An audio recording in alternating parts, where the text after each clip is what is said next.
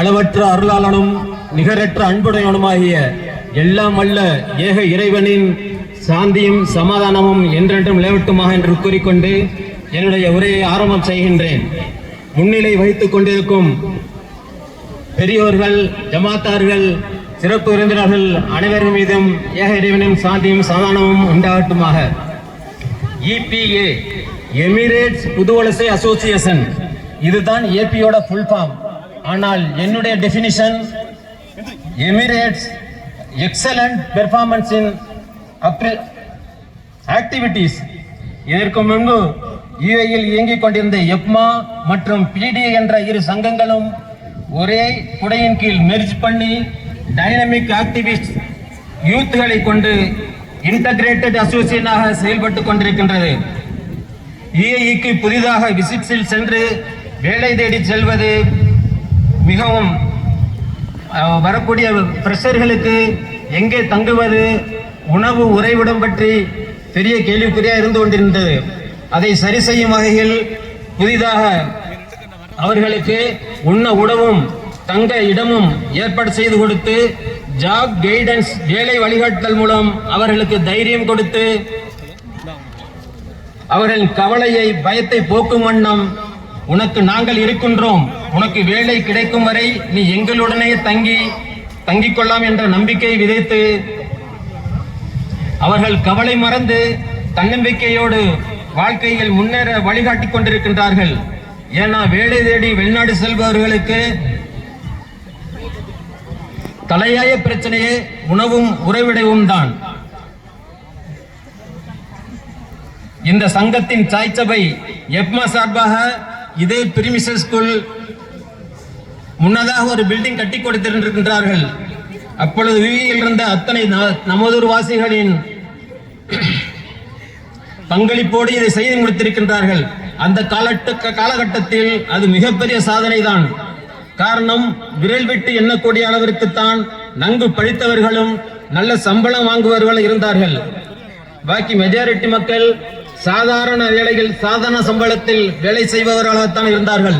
அப்படிப்பட்ட சூழ்நிலையில் தனக்கு கிடைக்கின்ற ஒரு நாள் விடுமுறை பயன்படுத்தி 7 ஸ்டேட்டில் உள்ள அத்தனை நமது வாசிகளை சந்தித்து அவர்களை கன்வின்ஸ் செய்து மாதம் சிறு அமௌண்ட்டுகளாக கலெக்ட் பண்ணி நம் ஊர் நம் பள்ளிகளின் நலனுக்காக டெடிகேஷனோடு செயல்பட்டு கொண்டிருந்தார்கள். எந்த ஒரு இயக்கமாகட்டும், அமைப்பாகட்டும், சங்கமாகட்டும் ஆரம்பிப்பது எளிது. ஆனால் அதை தொய்வில்லாமல் கொண்டு செல்வதில் தான் வெற்றி இருக்கின்றது. ஏன்னா எந்த ஒரு செயலுக்கும் எஃபோர்ட் என்ற ஒன்று இருக்கின்றது அல்லவா? அந்த முயற்சியில் களமாடி கொண்டிருந்தவர்கள் தான் அண்ணன் உமர்கான், மச்சான் மௌசூப், மாப்பிள்ளை மீரா மைதீன் மற்றும் அக்பர் சுலைமான் போன்றவர்கள். விதைத்தவன் உறங்கலாம், விதைகள் உறங்குவதில்லை என்ற சொல்லை உண்மைப்படுத்தும் வகையில் இவர்களை தொடர்ந்து தற்பொழுது மைத்துனர்கள் ஜாபிர் ஹுசேன், ஜெயினுல் ஆபிதீன், தம்பிகள் அன்வர் ராஜா, ஃபைசல் மற்றும் உள்ள எனர்ஜெட்டிக்கான யூத்துகளின் சப்போர்ட்டுடன் EPA செயல்பட்டு கொண்டிருக்கின்றது. வருடம் மாணவ மாணவிகளுக்கு இதுபோன்று பரிசில் வழங்கி என்கரேஜ் செய்வதோடு அப்ரிசியேஷன் சர்டிபிகேட் வழங்கி கௌரவப்படுத்தி கொண்டிருக்கின்றார்கள்.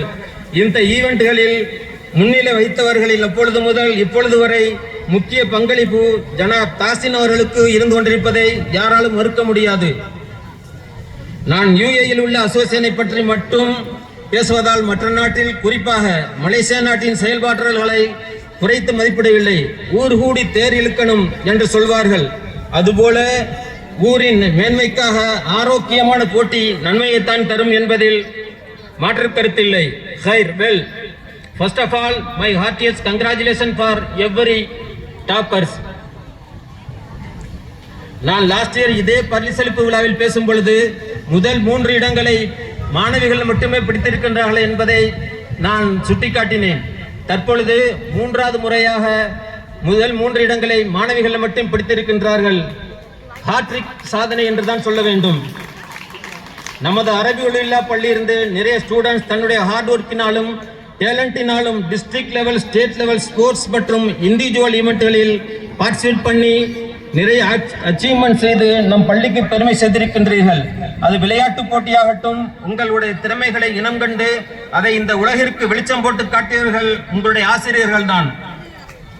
அதற்கெல்லாம் உறுதுணையாக இருந்து ஒரு தாய் தன் சேயின் முகம் பார்த்து அதன் தேவைகளை பூர்த்தி செய்வது போன்று ஒவ்வொருத்தருடைய தேவை அறிந்து அதை செயல்வடிவமாக்கக்கூடியவர்கள் தான் நமது தாளாளரும் நமது வள்ளல் பெருந்தைகளும். சோ அவர்கள் எல்லாம் வாழக்கூடிய இந்த காலகட்டத்தில் நாமும் வாழ்வதால் கடவுளுக்கு நன்றி சொல்வதோடு இதை ஒரு கோல்டன் எரா, பொற்காலம் என்று சொல்லலாம். இன்னும் எத்தனையோ தனவந்தர்கள் நல்லுள்ளங்கள் நம் பள்ளிக்காக நிறைய செய்திருக்கின்றார்கள், இன்னும் செய்ய காத்திருக்கின்றார்கள். அவர்களையும் இந்நேரத்தில் நினைவு கூற கடமைப்பட்டிருக்கின்றோம். Every step you take uplift someone is your victory. So feel free to help.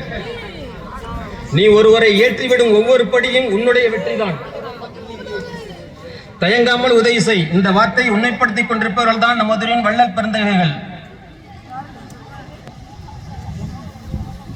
Education is the most powerful weapon you can use to change the world. இந்த உலகை மாற்றுவதற்கு நீ உபயோகப்படுத்தக்கூடிய மிகவும் சக்தி வாய்ந்த ஆயுதம் கல்வி.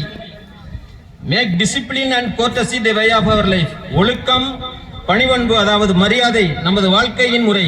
இந்த செகண்ட் ஜெனரேஷன் பிள்ளைகளிடத்தில் ஒழுக்கமும் பணிவன்பும் எதிர்பார்க்க முடியாத ஒரு விஷயமாக இருக்கின்றது. பெற்றோர்கள், ஆசிரியர்கள் பெரியவர்களை மதிக்க கற்றுக்கொள்ள வேண்டும். உங்கள் வாழ்க்கையின் முன்னேற்றத்திற்கு அடித்தளமாகவும் ஆணிவேராகவும் இருக்கக்கூடியதே இந்த இரண்டு விஷயங்கள் தான். நமது பிள்ளைகளின் கல்வி ஒழுக்கத்துடன் கூடிய கல்வியாக இருக்க வேண்டும். கஷ்டப்படாமல் முன்னுக்கு வந்தவர்கள் என்று ஒருத்தருக்கு கூட சரித்திரம் கிடையாது. Success doesn't come to you, you go to it. வெற்றி ஒருபோதும் உன்னை தேடி வராது, நீதான் அதை தேடி போகணும். வெற்றி பெறுவோம் என்று நம்பிக்கிறவர்களுக்கு வெற்றி நிச்சயம் கிடைத்தே தீரும். நீ வெற்றி பெற்றால், நிரூபித்தால் அங்கீகரிக்கப்படுவாய், நிரூபிக்காவிட்டால் நிராகரிக்கப்படுவாய். வெற்றி பெறும் வரை அமைதியாக இரு, வெற்றி பெற்ற பின் அடக்கமாக இரு. வெற்றி பெறும் வரை குதிரை வேகத்தில் ஓடு, வெற்றி பெற்ற பின் குதிரையை விட வேகமாக ஓடு. ஏன் தெரியும்?